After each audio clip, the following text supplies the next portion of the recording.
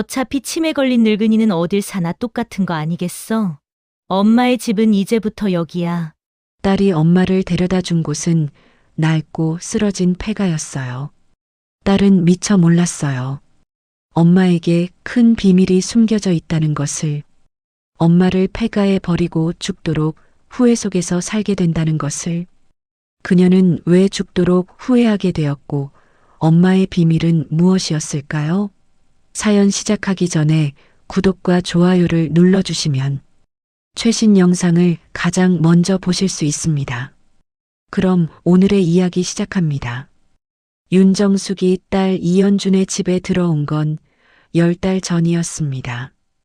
남편이 세상을 뜨고 혼자 사는 게 적적해졌을 때 딸한테 연락이 왔어요. 엄마 아빠 없어서 적적하지? 우리 집에 와서 집안일 좀 하면서 지내. 나도 그렇고 신랑도 그렇고 요즘 할 일이 너무 많아서 집안일 할 사람이 없지 뭐야? 배려라고는 없는 말투였지만 윤정숙은 괜찮았어요. 딸 곁에 있을 수 있다면. 알겠어. 첫 딸은 그나마 나쁘지 않았습니다. 윤정숙은 새벽 5시면 일어났어요. 밥을 짓고 국을 끓였어요. 반찬을 4가지씩 만들었습니다. 빨래를 종류별로 나누어서 하고 하루 종일 청소를 했습니다. 사위 강태호도 와이셔츠를 다렸어요. 딸 이연주는 아침에 일어나 당연한 듯 차려진 밥상 앞에 앉았습니다. 고맙다는 말은 없었어요. 뭐야. 국이 좀 짜네. 그게 전부였습니다. 윤정숙은 웃었어요. 응, 내가 간을 좀 잘못 맞췄나? 다음엔 싱겁게 할게. 엄마 나이 들었나 보다. 간도 제대로 못하는 거 보니. 사위 강태호가 들어왔습니다. 넥타이를 고쳐 매면서 반찬을 들어봤어요. 이거 뭐예요? 어제도 이거 아니었어요? 어제껏 남은 거 데운 거네. 버리기 아까워서. 아, 진짜. 강태호가 신경질을 내며 탁하고 밥상에 반찬을 도로놨습니다. 참나 먹던 거 또 먹어야 해요? 처가 어머니 오셔서 좀 나아지나 했더니 이연주는 타박하는 남편의 말에도 아무 말도 하지 않았어요. 자기 어머니가 곤란하던 말던 핸드폰만 봤습니다. 윤정숙은 그런 딸의 모습을 지그시 보더니 아무 말 않고 부엌으로 다시 돌아갔고 설거지를 시작했습니다. 2달째가 됐을 때부터 달라졌어요. 이연주는 퇴근하고 오면 소파에 쓰러졌습니다. 발을 올려놓고 거만하게 누웠어요. 엄마, 저녁 뭐야? 된장찌개랑 제육볶음 했어. 또? 이연주는 인상을 팍 썼습니다. 엄만 할 줄 아는 요리가 그것밖에 없어? 맨날 집밥만 먹으니까 지겨워. 가끔 새로운 거 해봐. 그럼 뭐 먹고 싶어? 내가 왜 그것까지 알려줘야 해? 알아서 좀 하면 안 돼? 윤정숙은 입을 다물었습니다. 강태호가 현관에서 구두를 벗으며 고함을 질렀어요. 오늘 저녁은 뭐야? 된장찌개랑. 또 그거야? 어머니, 메뉴 좀 다양하게 해줘요. 우리가 무슨 식당 정기 고객도 아니고. 미안해요. 내일은 다른 거 할게요. 맨날 미안하다고만 하지 말고 좀 잘하면 안 돼요? 강태호는 넥타이를 풀면서 소파로 갔습니다. 여보, 오늘 외식하자. 저거 먹기 싫어. 딸 이연주는 일어났어요. 그래, 나도 입맛 없어. 엄마, 우리 나갔다 올게. 밥은 혼자 먹어. 2사람은 어머니인 윤정숙에게 같이 나가자는 말도 없이 그렇게 둘만 쏙 나갔습니다. 윤정숙은 된장찌개 냄비 앞에 우두커니 혼자 서 있었어요. 석 달째의 윤정숙은 결심했습니다. 딸을 시험하기로. 딸이 자신을 아직도 사랑하는지 이제는 정말 의문이 들었기 때문이었어요. 윤정숙은 치매 연기를 하기로 했어요. 아주 천천히, 아주 조금씩. 윤정숙은 가끔 딸의 앞에서 일부러 밥숟가락을 바닥에 떨어뜨리기 시작했습니다. 그리고 대화 중에 엉뚱한 말을 섞었어요. 딸의 이름을 2번씩 부르기도 했습니다. 현주야, 현주야, 왜, 현주야, 현주야, 왜 이름을 계속 부르고 난리야? 어떤 날은 가스불을 켜뒀다가 딸이 발견하게 했어요. 가끔 시장 갔다가 늦게 돌아오기도 했습니다. 사람들이 치매 노인에게 기대하는 행동들. 윤정숙은 그것들을 천천히 흘려넣었어요. 딸이 어떻게 반응하는지 보고 싶었습니다. 그토록 사랑했던 딸의 눈에 엄마인 윤정숙에 대한 애정이 하나도 없는 걸 느꼈지만 미약하게나마 남은 희망이 윤정숙을 붙잡고 있었어요. 딸은 기대를 저버리지 않았어요. 아주 빠르게 변했습니다. 오늘 아침이었습니다. 윤정숙은 새벽 5시에 일어났어요. 부엌에 섰고 쌀을 씻었어요. 냉장고를 열었습니다. 어젯밤에 사다 놓은 재료들이 있었어요. 미역국을 끓이기 시작했어요.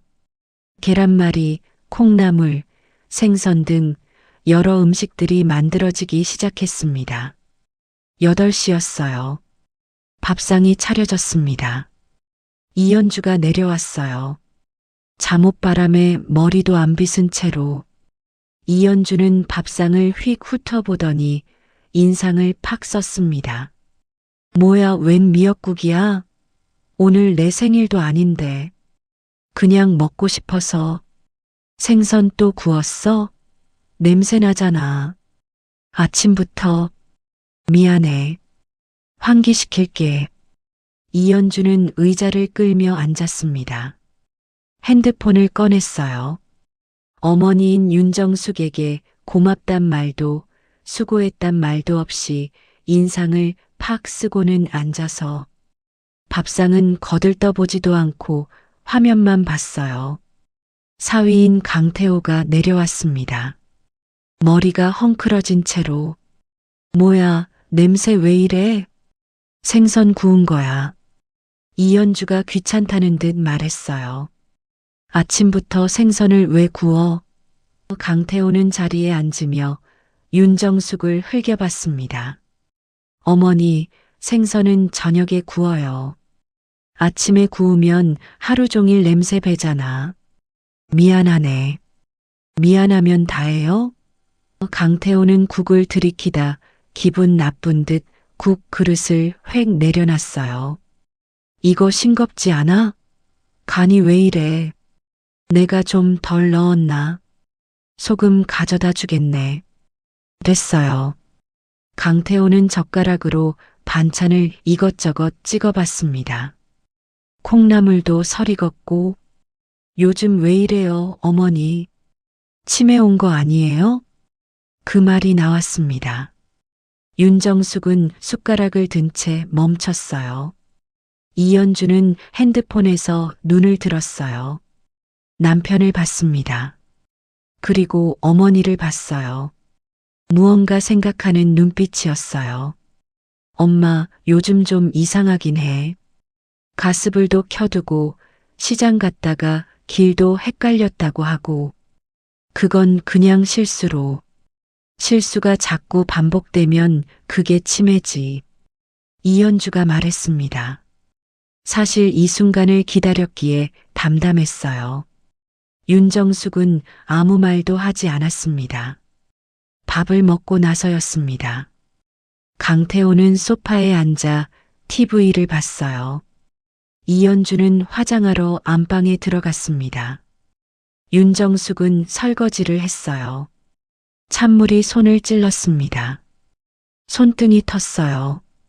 피가 살짝 배었습니다. 고무 장갑을 꼈어야 했는데 고무장갑은 개수대 아래 있었지만 이연주가 쓴 다음에 어디 뒀는지 보이지 않았어요.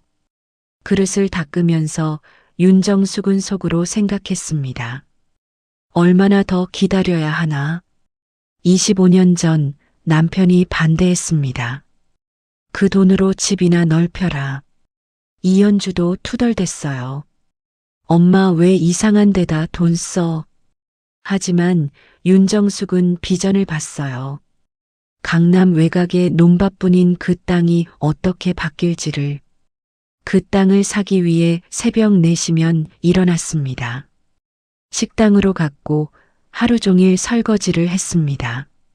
점심엔 시장 좌판에서 나무를 팔았어요. 저녁엔 다시 식당에 들어가 홀 청소를 했습니다. 쉬는 날이 없었어요. 명절에도 일했습니다.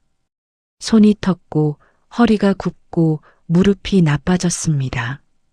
그렇게 번 돈으로 한 푼씩 땅을 사기 시작했어요. 10년이 지나자 그 땅 주변이 바뀌기 시작했습니다. 논밭이 사라지고 빌딩이 솟았어요. 20년이 지나자 윤정숙의 땅들 위에 28층짜리 복합 빌딩이 올라섰습니다. 임대료가 월에 4억 8천이 나왔어요. 부동산 2필지도 더 사뒀습니다. 월세가 합쳐서 매달 6천만 원이 더 들어왔어요. 윤정숙은 그것들을 아무에게도 말하지 않았습니다.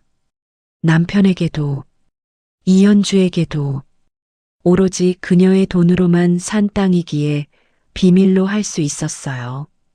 낡은 옷을 계속 입으며 아끼고 아꼈고 비가 오나 눈이 오나 아픈 몸을 이끌고 계속 시장에 나갔습니다.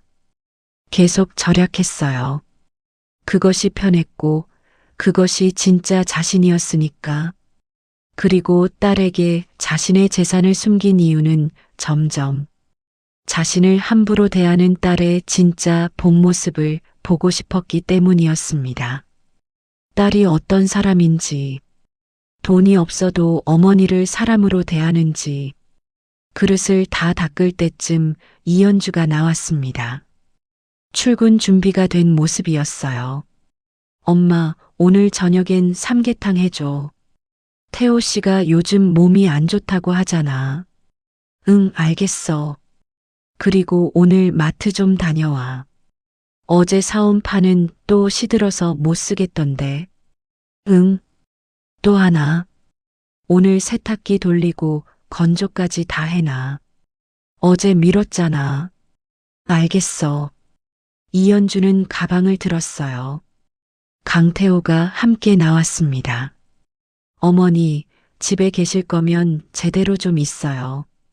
가습을 또 켜두지 말고. 강태호가 현관에서 말했어요.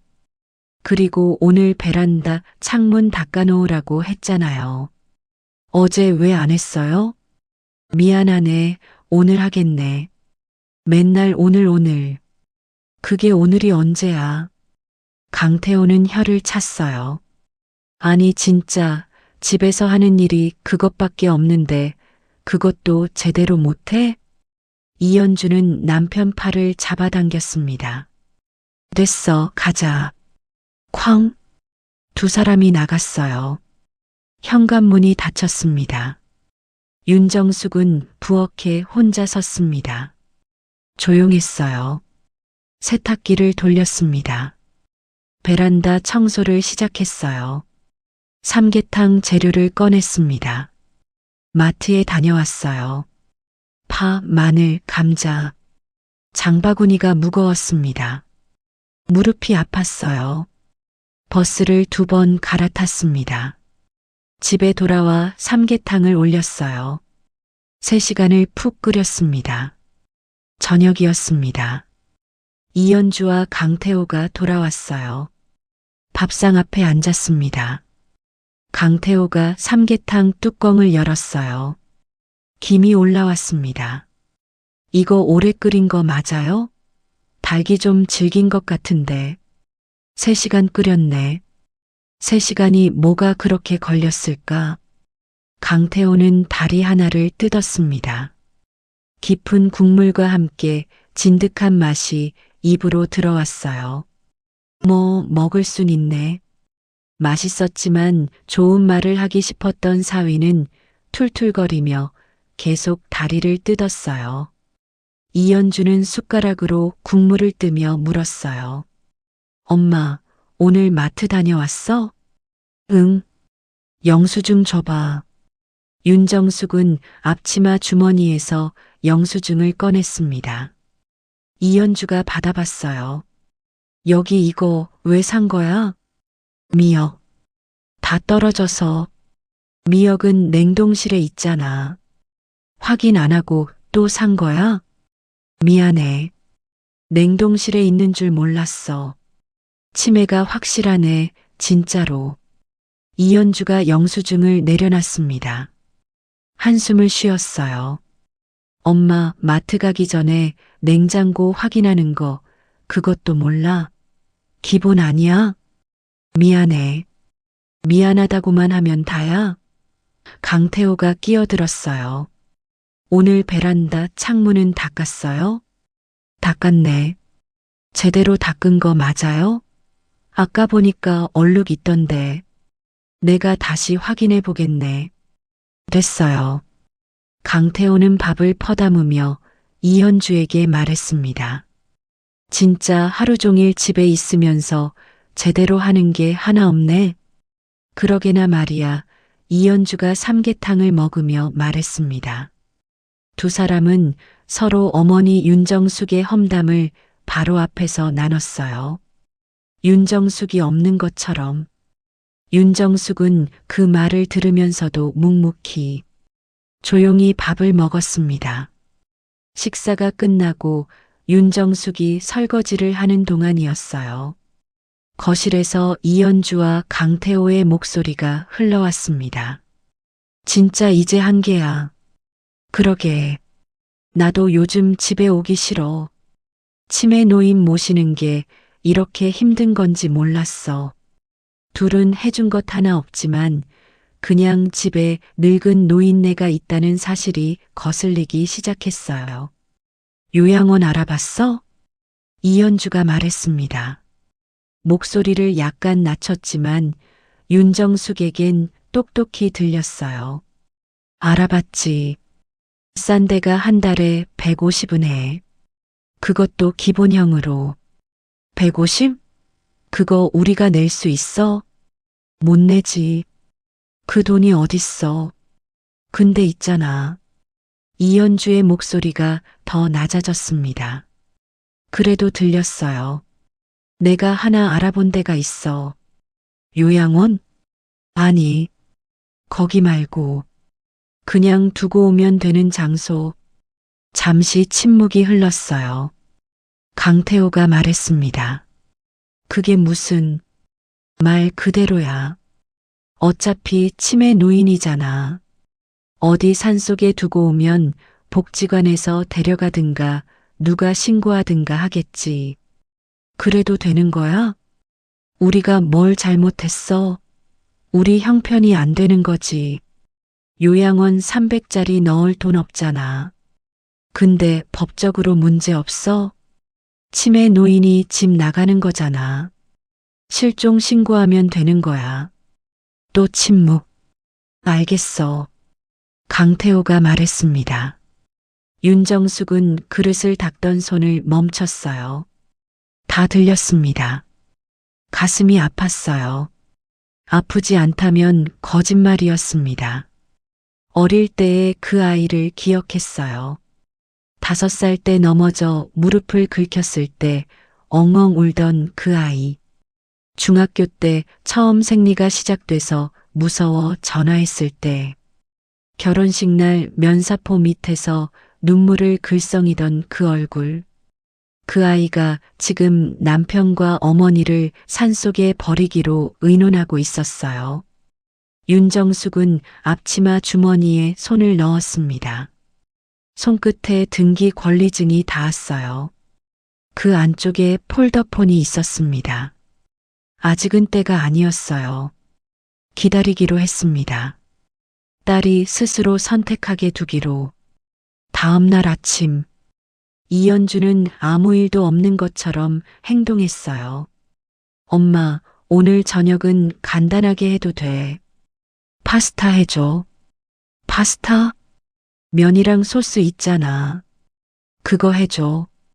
윤정숙은 연기를 했어요. 잠깐 멍한 표정을 지었습니다. 파스타가 어떻게 만드는 거더라. 이연주가 눈을 굴렸습니다. 진짜? 그것도 몰라. 그냥 면 삶고 소스 섞으면 되는 거잖아. 아, 맞다. 알겠어. 강태호가 와이셔츠 단추를 끼우며 내려왔어요.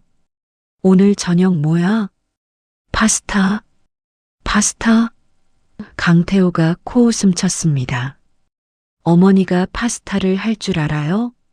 그거 하다가 또 이상하게 나오는 거 아니에요? 엄마, 유튜브 찾아서 해. 알겠지? 응. 이연주와 강태호가 나갔습니다. 윤정숙은 부엌에 섰습니다. 창밖을 잠시 봤어요. 하늘이 맑았습니다. 이제 얼마 안 남았구나. 그날이 왔습니다. 10달째 되던 날 아침이었어요. 이연주가 방문을 열었습니다. 표정이 결심이 선 얼굴이었어요. 엄마, 오늘 나갈 준비해. 어디? 요양원 보러 가는 거야. 윤정숙은 고개를 들었습니다. 요양원을? 응. 한 곳 알아봤어. 현주야, 나 요양원은 아직 아닌 것 같아. 나 멀쩡해. 멀쩡해? 이연주가 팔짱을 꼈어요. 엄마, 솔직하게 얘기할게. 가습을 켜두는 거, 장 봐오면서 이미 있는 거 사오는 거, 밥 먹다가 멍 때리는 거. 그게 멀쩡한 사람이야? 그건. 그리고 엄마가 집에 있으면 우리가 너무 힘들어. 나도 지쳤고 태호 씨도 지쳤어. 내가 더 잘하면 안 될까? 집안일도 더 신경 쓰고 아니면 나 원래 있던 집으로. 됐어. 이연주가 차갑게 잘랐습니다. 그리고 이전 집 내가 팔아버렸어. 뭐? 그 집 어차피 비어 있었잖아. 엄마도 여기 있었고. 하지만 그건 내 집인데. 아니, 딸이 그 집 좀 팔아서 살림에 보탰다는데 그게 아까워? 그리고 그 집 판 돈 이미 다 썼어. 뭐? 이미 결정된 일들이야. 짐들이나 빨리 챙겨. 이연주는 옷장을 열었어요. 윤정숙의 옷을 꺼내기 시작했습니다. 보따리에 밀어 넣었어요. 보지도 않고 그냥 집어서 쑤셔 넣었습니다. 아끼는 가디건, 사진 몇 장, 작은 거울. 현주야, 천천히 해. 시간 없어. 강태호가 복도에서 불렀어요. 빨리 해. 가야 해. 이연주는 보따리를 묶었습니다. 윤정숙 앞에 던지다시피 내려놨어요. 들고 나와. 방을 나갔습니다. 윤정숙은 작디 작은 보따리를 바라봤어요. 사람의 반평생을 묶어놓은 작은 짐 하나. 윤정숙은 천천히 일어났어요. 앞치마를 풀었습니다. 앞치마 주머니를 확인했어요.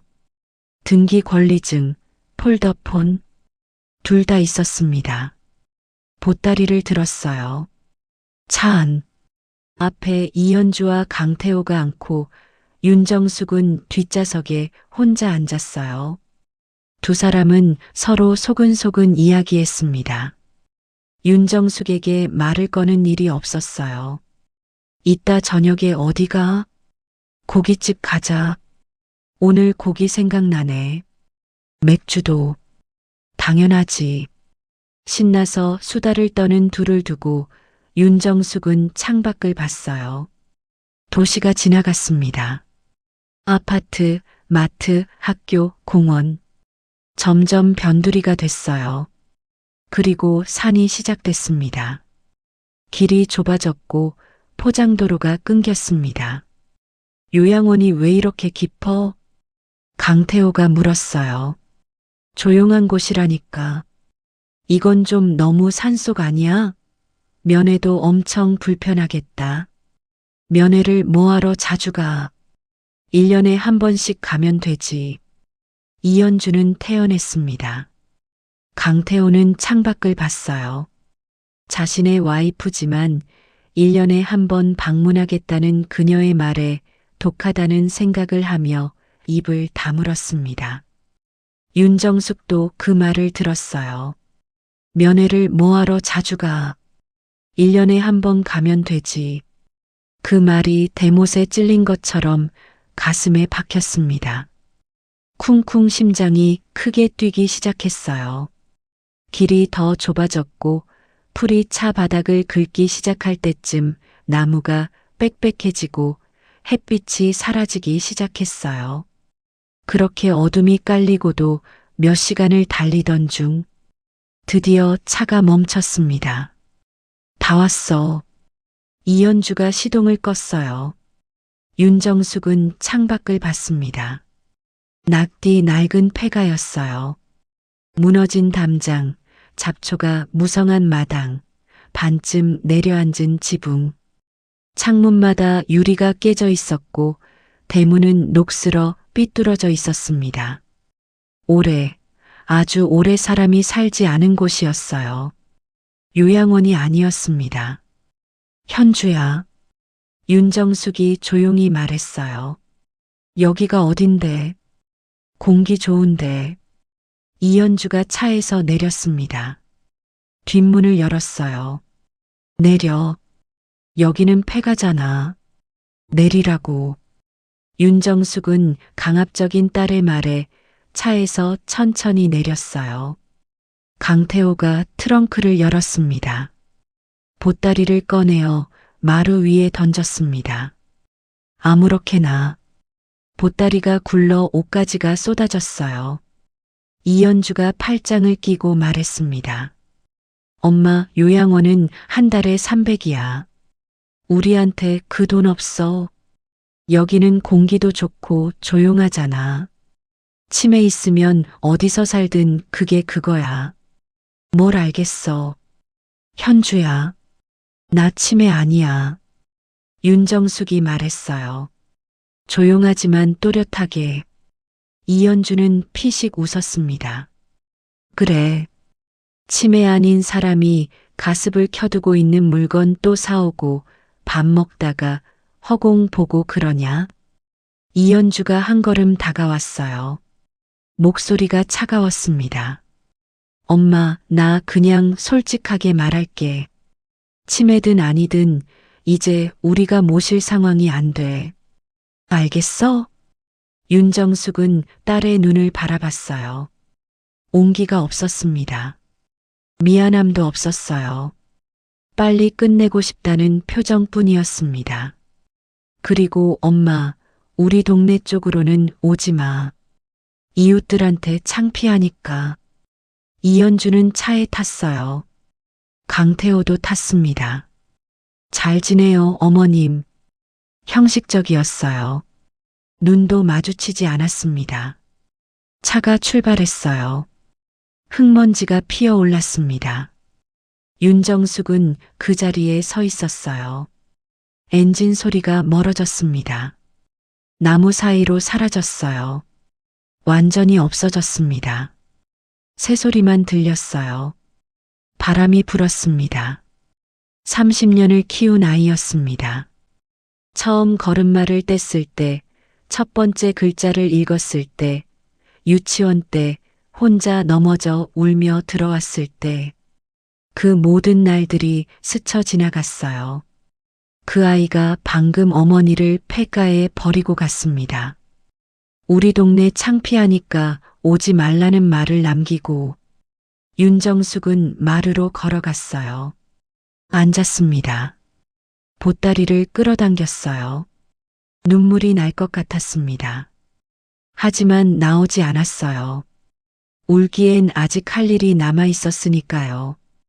앞치마 주머니에 손을 넣었습니다. 등기 권리증을 꺼냈어요. 서초구 반포대로 178번지 28층 복합빌딩 월 임대 4억 8천 부동산 2필지 월세 6천만 원 추가 그리고 폴더폰 윤정숙은 폴더폰을 쥐었습니다. 그런데 손가락이 멈췄어요. 전화를 걸려고 했는데 오민혁에게 연락해서 이현주에게 알려달라고 하려고 했는데 멈췄습니다. 혹시 현주가 돌아올 수도 있지 않을까? 버리고 나서 후회할 수도 있지 않을까? 조금이라도 양심이 찔리면 엄마 생각이 나면 다시 차를 돌려서 올 수도 있지 않을까? 윤정숙은 폴더폰을 도로 주머니에 넣었습니다. 조금만 기다려보기로 했어요. 딸을 믿고 싶었습니다. 마지막으로 한 번만 더. 하루가 지났습니다. 아무도 오지 않았어요. 폐가는 조용했습니다. 바람소리, 새소리, 그게 전부였어요. 밤이 차가워졌고 윤정숙은 보따리 속에서 가디건을 꺼내 걸쳤어요. 배가 고팠어요. 보따리 안에 이현주가 챙겨준 것이 있었을까 확인해 봤습니다. 아무것도 없었어요. 옷가지만 있었습니다. 먹을 것은 없었어요. 물도 없었습니다. 딸아, 나보고 어떻게 살라고 이곳에 버려두고 간 거니? 윤정숙의 눈에 눈물이 고였어요. 딸에 대한 배신감에 마음이 무너지는 듯 했어요. 두 번째 날이 됐습니다. 아무도 오지 않았어요. 윤정숙은 폐가 주변에서 감이 몇 개 떨어진 것을 찾았습니다. 산딸기도 조금 있었어요. 그것으로 버텼습니다. 셋째 날이었습니다. 산 아래쪽에서 엔진 소리가 들렸어요. 윤정숙은 일어섰습니다. 가슴이 뛰었어요. 현주가 오나? 엔진 소리는 지나쳐 다른 방향으로 멀어졌습니다. 지나가는 차였어요. 윤정숙은 다시 마루에 앉았습니다. 그동안 이현주는 어땠을까요? 첫날 저녁 이현주와 강태호는 고깃집에 갔습니다. 삼겹살에 소주를 마셨어요. 아, 진짜 시원하다. 이현주가 소주잔을 내려놓으며 말했어요. 이제 집이 집 같잖아. 그러게. 강태호가 고기를 뒤집으며 웃었습니다. 그 늙은 노인네 얼굴 안 봐도 된다고 생각하니 너무 시원하다. 맨날 아침부터 냄새 풍기고 설거지는 제대로 안 되어 있고 진짜 스트레스였어. 어머니 치매 맞지? 행동이 좀 이상하긴 했잖아. 글쎄, 아무튼 상관없어. 이제 우리 일 아니잖아. 이현주는 삼겹살 한 점을 쌈에 올렸습니다. 치매 노인네를 앞으로 안 챙겨줘 된다고 생각하니 고기가 꿀맛이었어요. 다음 날이었습니다. 이현주는 회사에서 동료에게 말했어요. 우리 엄마가 치매가 왔나 봐. 진짜 힘들었어. 요양원은요?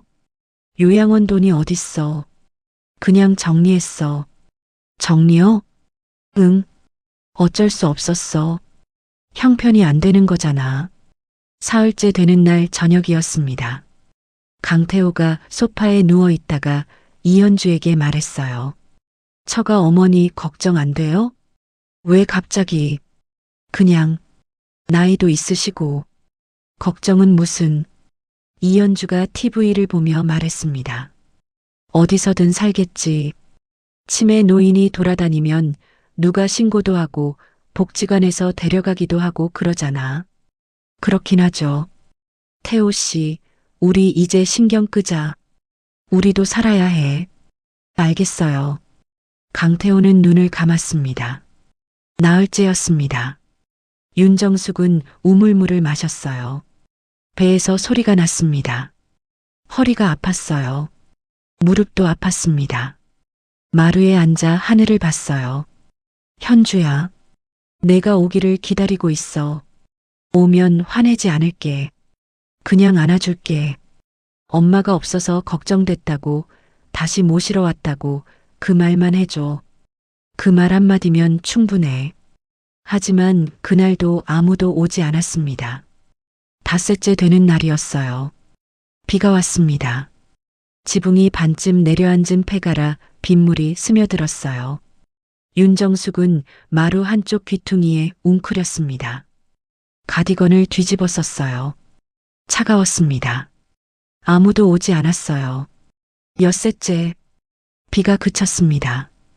햇빛이 났어요. 윤정숙은 마당에 앉아 햇볕을 쬐었습니다. 몸이 굳어 있었어요. 문득 웃음이 났습니다. 현주야, 엄마가 어리석었다. 너한테 아직도 기대를 하고 있었어. 10달 동안 너한테 구박받으면서도, 집안일 다 시키고 밥 다 해먹으면서도, 그래도 내가 뭔가 달라질 거라고 믿었는데, 아니었구나. 이랬지 아침이었습니다. 윤정숙은 일어났어요. 앞치마를 펼쳤습니다. 주머니에 손을 넣었어요. 폴더폰을 꺼냈습니다. 충전이 아직 조금 남아 있었어요. 번호 하나를 눌렀습니다. 2번 신호음이 울렸어요. 회장님, 어디 계십니까? 오민혁의 목소리였어요. 차분하고 정중했습니다. 산속이야. 폐가야. 전화기 너머에서 숨소리가 달라졌어요. 언제부터요? 일주일 됐어. 일주일이요. 오민혁의 목소리가 낮아졌습니다. 따님이, 응. 현주가 두고 갔어. 기다렸어. 혹시 올까봐. 안 오셨군요. 응. 잠시 침묵이 흘렀어요. 지금 당장 모시러 가겠습니다. 아니야. 윤정숙이 말했어요. 서두르지 마. 먼저 현주한테 전화해줘. 내가 누군지 알려줘. 알겠습니다. 언제 연락드릴까요? 지금 바로. 네. 그리고 오민혁 씨. 네, 회장님. 모든 서류 준비해. 처음부터 다시 정리할 거야. 전화가 끊겼습니다. 윤정숙은 폴더폰을 내려놨어요. 하늘을 올려다봤습니다. 일주일 만에 제대로 보는 하늘이었어요. 맑았습니다. 바람이 불었어요. 나뭇잎이 흔들렸습니다. 현주야, 엄마가 누군지 이제 알게 될 거야. 그 목소리는 바람을 타고 산을 빠져나갔습니다. 이현주는 그날도 회사에 있었어요. 점심을 먹고 자리에 돌아온 참이었습니다. 핸드폰이 울렸어요. 모르는 번호였습니다. 여보세요. 이현주 씨 맞으시죠? 남자 목소리였어요. 차분하고 정중했습니다. 그런데 어딘가 서늘했어요. 네, 그런데 누구세요? 법무법인 청산의 변호사 오민혁입니다. 윤정숙님의 법률 대리인입니다. 이현주는 미간을 찌푸렸습니다. 변호사요? 엄마가 집 판 돈 다시 내놓으래요? 아닙니다. 오민혁의 목소리는 흔들리지 않았어요. 그럼 왜? 뭐 남겨줄 재산이라도 있대요? 윤정숙 회장님은 서초구 반포대로 178번지 소재 정산타워의 소유주이십니다. 이현주의 손에서 핸드폰이 흔들렸어요. 뭐라고요? 지상 28층 복합상업 빌딩입니다. 현재 시가 470억 원 상당이고 월 임대 수익만 4억 8천만 원입니다. 그 외 보유 부동산 2필지에서 추가로 월 6천만 원의 임대 수익이 발생하고 있습니다. 이현주는 자리에서 일어났어요. 다리가 떨렸습니다. 그게 말이 돼요? 그 치매 노인이 치매 진단을 받으신 적이 없습니다. 회장님께서 건강하게 계십니다.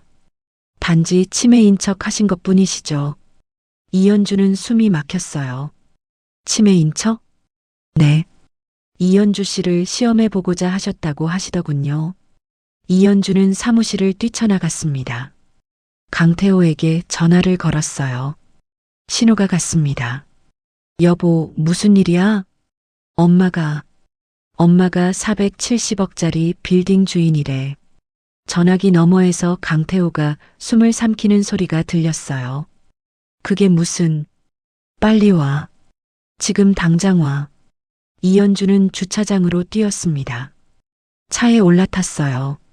시동을 걸었습니다. 손이 떨렸어요. 470억. 빌딩. 부동산. 월 임대. 그 돈이 어디서 나왔을까? 어떻게 모았을까?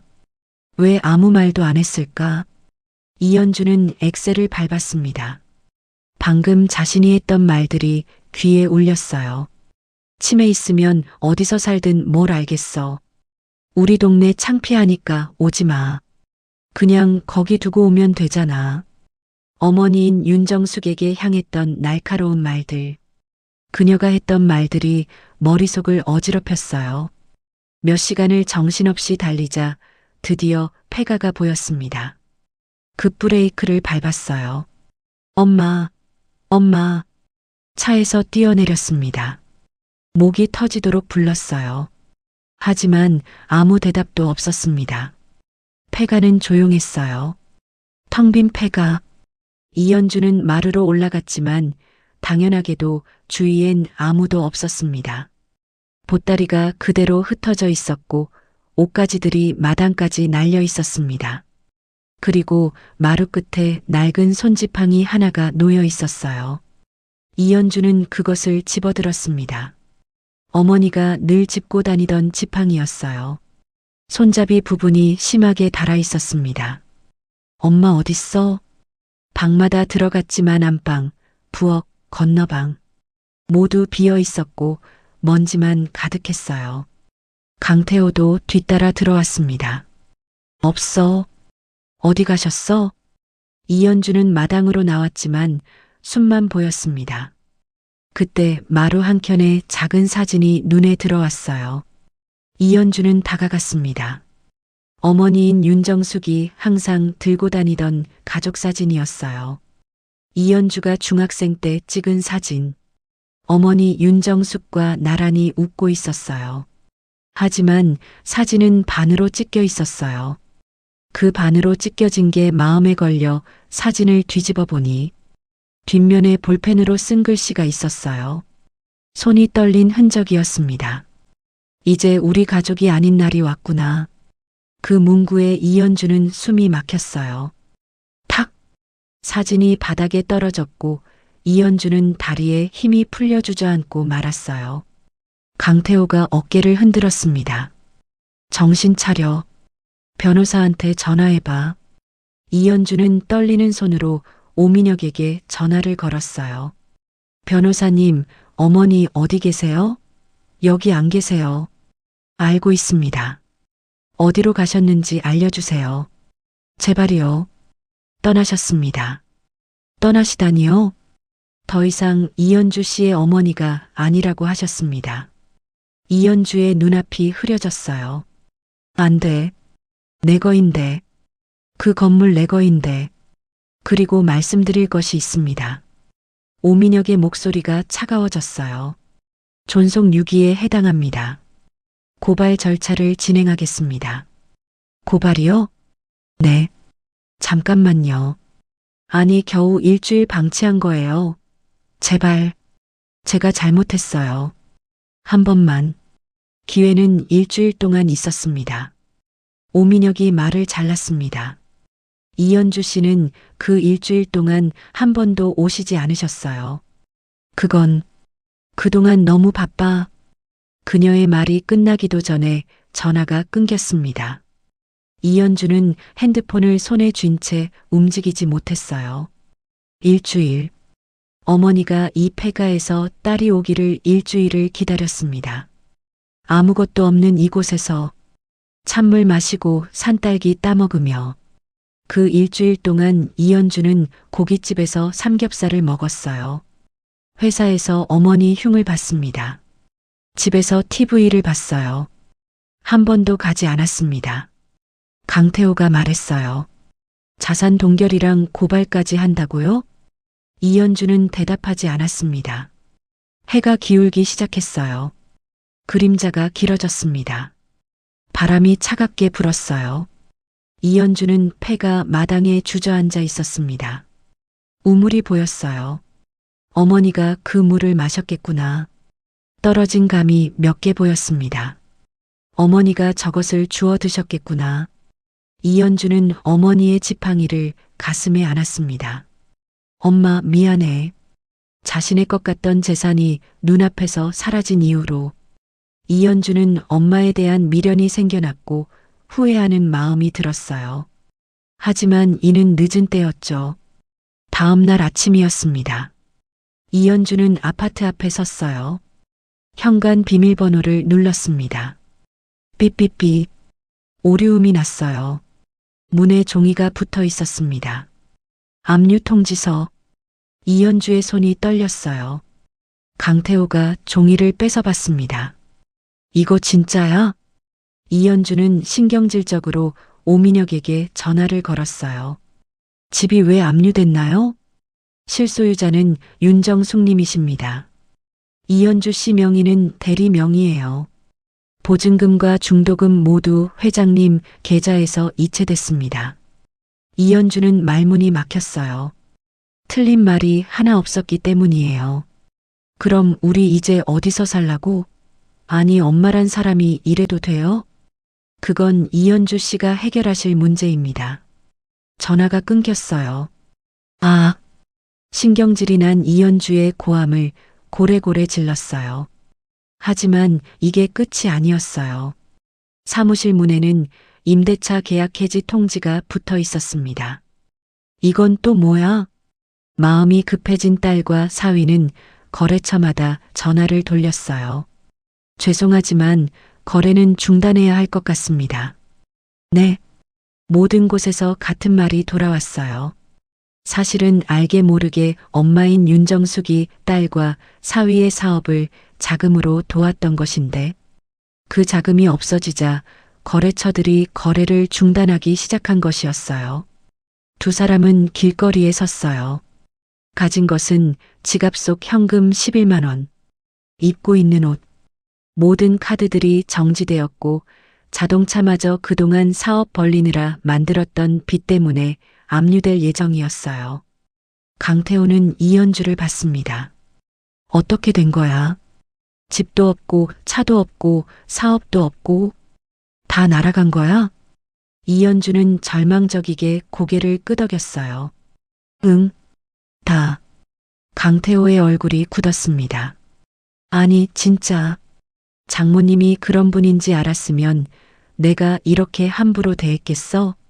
당신은 딸이면서 어머님이 부자신 것도 몰랐어? 이연주는 그 말이 가슴에 박혔습니다. 나도 알았으면 함부로 대하지 않았을 거라고. 몰랐으니까 함부로 대한 거라고.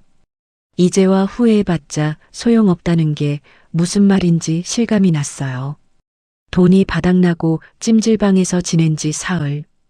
둘의 얼굴은 홀쭉해져 있었고 남은 돈은 꼴랑 4만 원이 전부였어요. 이연주는 바닥에 누워 천장을 바라봤어요. 배에서 꼬르륵 소리가 나자 어쩔 수 없이 편의점 주먹밥 하나를 강태호와 나눠 먹었습니다. 엄마는 폐가에서 이것보다 못 드셨겠구나. 윤정숙은 늘 작은 반찬 하나에 밥을 먹었어요. 이연주는 그게 당연한 줄 알았습니다. 10달 동안 집안일 다 시키면서 밥이라도 제대로 챙겨줬나?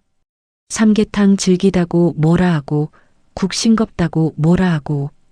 이연주는 눈을 감았습니다. 그동안의 자신의 행동들이 파노라마처럼 머리를 스치고 지나갔어요. 강태호가 지친 표정으로 말했어요. 나 친구한테 돈 좀 빌려달라고 해볼게. 해봐. 강태호는 전화를 여러 군데 돌렸지만 아무도 받지 않았어요. 받아도 말을 돌렸습니다. 하참, 다 피하네. 이연주는 쓴웃음을 지었어요. 우리가 잘 나갈 때 그렇게 서로 만나자고 난리를 치더니. 강태호는 입을 다물었습니다. 그날 저녁이었어요. 강태호가 안 되겠다는 듯 짐을 챙기기 시작했습니다. 나 잠깐 누나 집에 가 있을게. 이연주는 남편을 바라봤어요. 어디? 누나 집. 정리 좀 되면 연락할게. 정리가 된다는 게 무슨 말이야? 강태호는 이현주의 눈을 피했습니다. 나 이렇게는 못 살아. 미안. 강태호는 더 이상 못 참겠다는 듯 이현주의 얼굴을 쓱 보더니 가방을 들고 나갔어요. 이현주는 멀어지는 강태호의 뒷모습을 봤습니다. 잡지 않았어요. 그의 짜증 섞인 지친 듯한 표정이 모든 걸 말해주고 있었기 때문이에요. 몇 시간이 지나 문자가 달랑 하나 왔습니다. 당분간 따로 있자. 이현주는 그 문자를 한참 바라봤어요. 그리고 내려놓았습니다. 이제 진짜 혼자 남았구나. 그녀의 마음에 고독이 밀려왔어요. 그날 밤은 돈이 없어서 공원 벤치에서 잤어요. 차가웠습니다. 엄마는 폐가에서 일주일을 이보다 더 추웠겠구나.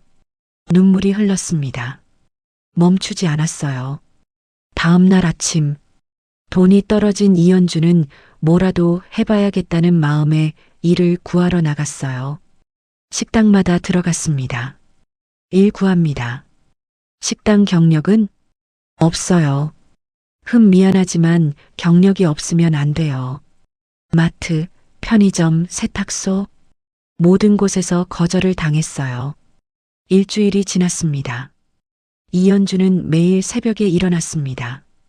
아직 해가 뜨지 않은 시간, 어둠이 내려앉은 골목을 걸어 식당으로 향했습니다. 식당 아주머니는 처음에는 그녀를 그냥 두었습니다. 하지만 하루, 이틀, 사흘이 지나며 이현주의 손이 점점 망가지는 것을 보게 되었습니다. 이렇게까지 안 해도 되는데. 그 말에 이현주는 고개를 저었습니다.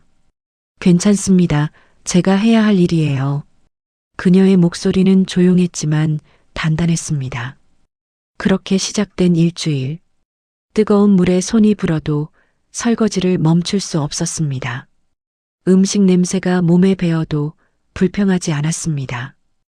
허리는 점점 굽어갔고 손끝은 갈라졌습니다. 하지만 이 정도는 엄마가 겪으신 것에 비하면 아무것도 아니야. 그렇게 스스로를 밀어붙였습니다.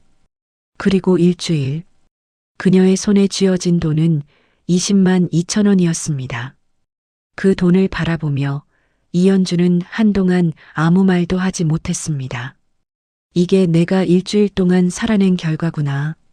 어느 저녁, 이현주는 반포대로를 걷고 있었습니다. 피곤한 몸이었지만 발걸음은 멈추지 않았습니다. 그런데 정산타워 앞에서 그녀의 발이 멈췄습니다. 28층 빌딩, 불빛이 반짝이고 있었습니다. 이현주는 천천히 고개를 들었습니다. 엄마. 그 말은 거의 속삭임에 가까웠습니다. 엄마는 이걸 지으셨다고. 그녀는 유리벽에 다가갔습니다. 그리고 자신의 모습을 보았습니다. 지친 얼굴, 헝클어진 머리, 몸에서 배어나오는 음식 냄새. 이게 나야. 그 순간 숨이 막혔습니다. 엄마는 이걸 만들면서 어떻게 버티셨어? 무릎이 꺾였습니다. 그대로 주저앉았습니다. 엄마 미안해. 목소리가 부서졌습니다. 제가 너무 늦게 깨달아서 죄송해요. 눈물이 쏟아졌습니다. 한참을 그렇게 울었습니다. 그리고 이현주는 다시 일어났습니다. 아직 늦지 않았어. 그녀는 직원 출입구로 향했습니다. 그리고 식당으로 돌아간 그날 밤 사건이 벌어졌습니다. 야, 너 왜 이리 늦게 와? 한 직원이 화를 냈습니다. 손님 다 나가셨어. 내가 지금까지 뭐 한 거야? 이현주는 숨을 헐떡이며 말했습니다. 죄송합니다. 오늘 접시가 너무 많이 밀려서. 변명하지 마. 일은 제대로 해야지. 그 말에 이현주는 입을 닫았습니다. 하지만 그 순간 식당 아주머니가 나섰습니다. 그만해. 주방이 조용해졌습니다. 이 애가 얼마나 열심히 하는데. 손이 다 망가진 걸 보면서도 말 못하고 참고 있는데 그걸 몰라주고 뭐 하는 짓이야. 그 말에 이현주는 고개를 숙였습니다. 죄송합니다. 제가 더 잘하겠습니다. 아주머니가 그녀를 바라봤습니다. 그리고 조용히 말했습니다. 그만둘 생각은 하지 마. 너 같은 애 지금 여기서 놓치면 다시 못 만나. 이현주는 고개를 끄덕였습니다. 네, 절대 포기 안 하겠습니다. 그날 밤 이현주는 처음으로 생각했습니다. 나 누군가에게 필요한 사람이 될 수 있을까? 1시간 후 변호사 오민혁이 나왔습니다. 변호사님, 이현주의 목소리는 갈라져 있었습니다. 어머니 뵙게 해주세요. 그녀는 손에 쥔 돈을 꺼냈습니다. 이거 드리고 싶어요. 일주일 동안 식당에서 일해서 번 돈이에요. 오민혁은 조용히 그녀를 바라봤습니다. 왜 꼭 만나야 합니까? 이현주는 잠시 침묵했습니다. 그리고 제가 너무 늦었거든요. 그래서 더 늦기 전에 엄마 얼굴을 다시 보고 싶어요. 그 말은 부탁이 아니라 절규에 가까웠습니다. 오민혁은 한숨을 내쉬었습니다. 따라오세요. 28층 문 앞. 들어와요. 윤정숙의 목소리는 차가웠습니다. 이현주는 숨을 크게 들이마셨습니다. 문이 열리고 엄마, 용건이 뭐니? 엄마, 나한테 딸은 없다. 그 말에 이현주는 한 걸음도 나아가지 못했습니다. 손에 쥔 돈을 꺼냈습니다. 이거 드리려고 왔어요. 제가 직접 벌었어요. 윤정숙이 비웃었습니다. 그래서 이현주는 고개를 들었습니다. 엄마가 얼마나 힘들게 사셨는지 이제야 조금 알 것 같아요. 그 말에 윤정숙의 눈빛이 흔들렸습니다. 그래서 묻겠다. 차갑게 말했습니다. 그걸 알면 내가 너를 용서해야 하니? 이현주는 입술을 깨물었습니다. 그리고 아니요. 작게 말했습니다. 용서받으려고 온 게 아니에요. 그냥 엄마를 제대로 알고 싶어서요. 왜? 이현주는 숨을 삼켰습니다. 그리고 천천히 엄마처럼 살고 싶어서요. 그 순간 정적이 내려앉았습니다. 그리고 3년 뒤 이현주는 다시 정산타워 앞에 섰습니다. 이제는 떨리지 않았습니다. 그녀는 성장해 있었습니다.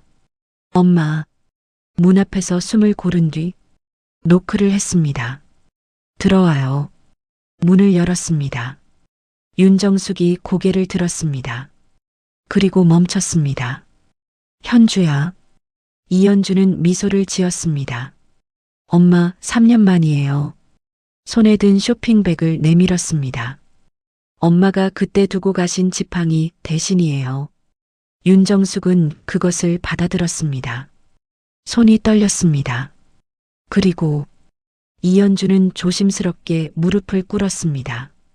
엄마처럼 살아봤어요. 3년 동안 정말 많이 힘들었어요. 그녀의 목소리는 조용히 무너졌습니다. 근데요, 제가 제 손으로 벌고 제 힘으로 버티면서 살았다는 게 고개를 들었습니다. 눈에 눈물이 고여 있었습니다. 처음으로 저를 살아있게 만든 것 같아요. 윤정숙의 눈이 붉어졌습니다. 그리고 손을 내밀었습니다. 이현주를 일으켜 세웠습니다. 현주야. 네. 이제 진짜 내 딸이구나. 그 순간 이현주는 무너졌습니다. 그리고 울었습니다. 이제 그녀는 알고 있습니다. 삶은 단순히 버티는 것이 아니라 버티면서도 의미를 만들어가는 것이라는 걸 윤정숙은 그런 이현주를 안아주며 느꼈습니다. 아, 이 아이는 이제 달라지겠구나. 그리고 나서 이현주는 정말 달라졌어요. 엄마의 재산을 탐내하는 것이 아닌 자신의 힘으로 돈을 벌고자 했어요. 그리고 그녀를 그렇게 떠났던 남편과는 정식으로 이혼 절차를 밟았습니다.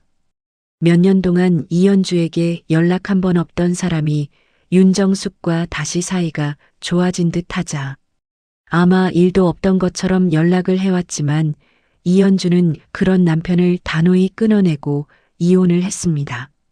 그렇게 윤정숙과 이현주는 서로의 존재를 감사하며 살았습니다.